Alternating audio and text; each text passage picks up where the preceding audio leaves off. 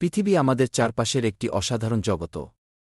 আজ আমরা জানো পৃথিবীর গঠন এবং এর স্তরগুলো সম্পর্কে। পৃথিবী মূলত তিনটি প্রধান স্তরে বিভক্ত: ক্রাস্ট, ম্যান্টল এবং কোর। প্রথমে কথা বলি ক্রাস্টের। ক্রাস্ট হল পৃথিবীর বাইরের স্তর, যা আমরা পা দিয়ে দাঁড়িয়ে থাকি। এটা খুবই পাতলা, যেমন একটি আপেলের খোসা। আমাদের শহর, নদী, পর্বত সবকিছু এই স্তরের উপর। ক্রাস্টের নিচে রয়েছে ম্যান্টল। ম্যান্টল হল পৃথিবীর সবচেয়ে বড় স্তর, যা ক্রাস্টের নিচে অবস্থিত। এটি গরম এবং তরল পদার্থে ভরা।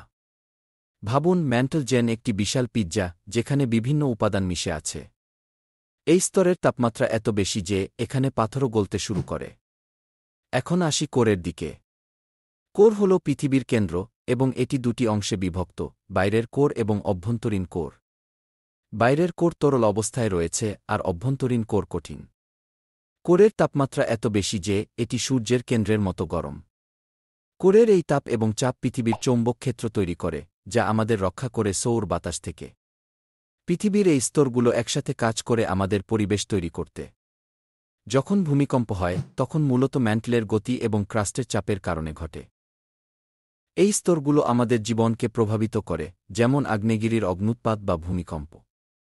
এখন ভাবুন, যদি আমরা এই স্তরগুলোকে আরও ভালোভাবে বুঝতে পারি, তাহলে আমরা আমাদের পৃথিবীকে আরও ভালোভাবে রক্ষা করতে পারব। তাই আমাদের উচিত এই বিষয়গুলো নিয়ে আরও জানার চেষ্টা করা। পৃথিবী আমাদের একমাত্র বাড়ি, এবং এর গঠন জানলে আমরা এর প্রতি আরও যত্নবান হতে পারব। আসুন আমরা সবাই মিলে এই জ্ঞানকে ছড়িয়ে দিই এবং আমাদের পৃথিবীকে ভালোবাসি।